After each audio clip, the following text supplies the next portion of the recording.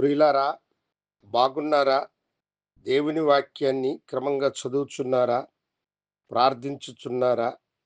నేటి ధ్యాన వాక్యము యెషయా గ్రంథం 43వ అధ్యాయము 19వ వచనం.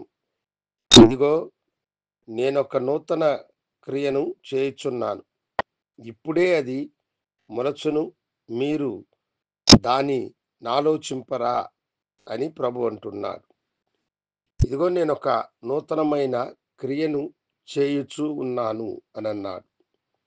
ఎందుకొరకంటే పై వచనములో దానికి జవాబు ఉన్నది. మునుపటి వాటిని జ్ఞాపకం చేసుకొనకుడి, పూర్వపు కాలపు సంగతులను తలంచుకొనకుడి. చాలాసార్లు మన జీవితంలో మునుపు జరిగినటువంటి వాటిని మనం జ్ఞాపకం చేసుకుంటూ ఉంటాం. పూర్వపు కాలపు సంగతులను అనుకుంటూ ఉంటాం. గత కాలంలో మనకు జరిగిన గాయాలు, అవమానాలు, నిందలు, వేదనలు, కష్టాలు, బాధలు, ఇరుకు ఇబ్బందులు, వీటన్నిటినీ మనము జ్ఞాపకం చేసుకుంటూ కృంగిపోతూ ఉంటాం. అవి మన మనస్సులో భారమై కూర్చుని మనకు నెమ్మది లేకుండా చేస్తాయి. అయ్యో, ఇలా జరిగినదే, అయ్యో, ఇంతటి అవమానము పొందితినే, అయ్యో, దీనిని కోల్పోతునే అని మనమెంతో వేదన పొందుతూ ఉంటాం. అయితే ప్రభు చెబుతున్నటువంటి మాట, వాటిని మీరు జ్ఞాపకం చేసుకోకండి, వాటిని తలంచకండి. ఇదిగో, నేనొక నూతన క్రియను చేయుచున్నాను, అది ఇప్పుడే మొదలుపెట్టినానంటున్నాడు.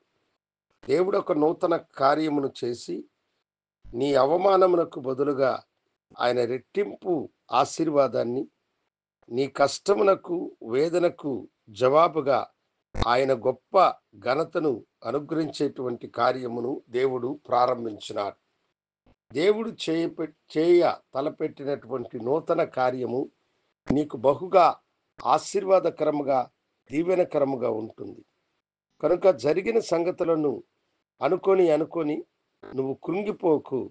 ఇదిగో, దేవుడు నీకొక నూతనమైన కార్యమును చేసి నిన్ను ఆశీర్వదించబోతూ ఉన్నాడు. ఎవరికి అర్థము కానటువంటి ఒక క్రొత్త కార్యమును దేవుడు చేయబోతూ ఉన్నాడు. కనుక పాతవి గతించినవే, వాటిని నువ్వు జ్ఞాపకం చేసుకోబాకు. ఆ రణములను నీ మనసులో నుంచి తొలగించు.